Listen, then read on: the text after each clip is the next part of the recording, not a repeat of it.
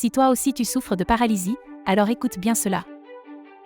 La paralysie est une incapacité à agir, un arrêt du fonctionnement de certains muscles, pouvant toucher un organe, un système ou même tout le corps. Cette condition est souvent liée à la fuite. Cherches-tu à éviter ou à résister à une situation, une personne ou des responsabilités? La peur est souvent la cause principale de la paralysie.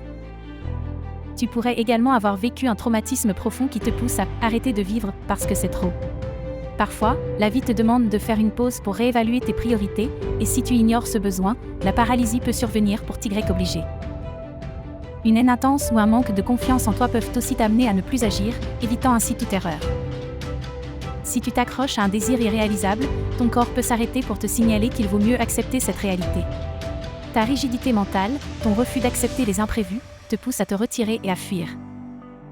Il est crucial de prendre conscience de la pression que tu ressens par rapport aux événements présents ou futurs, afin de la maîtriser et permettre à la partie paralysée de recommencer à vivre. Tu peux te sentir paralysé dans une situation où tu ne peux pas bouger ou n'as pas de l'attitude pour agir.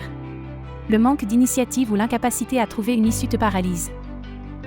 La partie du corps affectée te donne des indications sur la source de ton malaise et de ta peur. Par exemple, si ta jambe droite est paralysée, cela peut indiquer une peur liée à ton futur travail, des responsabilités familiales ou de citoyens. Si tu ne peux pas fuir une situation, tes jambes peuvent se paralyser. Si tu ne peux pas repousser ou retenir une situation ou une personne, tes bras seront touchés. Si tu n'as plus envie de parler ou de boire mais ne sais pas comment faire, ta bouche se paralyse. Lorsque tu expérimentes la paralysie, tu as l'impression que tout ton monde s'effondre. C'est comme recevoir une gifle en pleine figure, souvent accompagnée d'une paralysie faciale, qui exprime ta peur viscérale de montrer des sentiments dont tu as honte. La paralysie infantile met en lumière le sentiment d'un bébé de se sentir prisonnier. La quadriplégie ou tétraplégie révèle ton sentiment profond que quoi que tu fasses, tu ne peux pas être à la hauteur ou satisfaire les attentes des autres.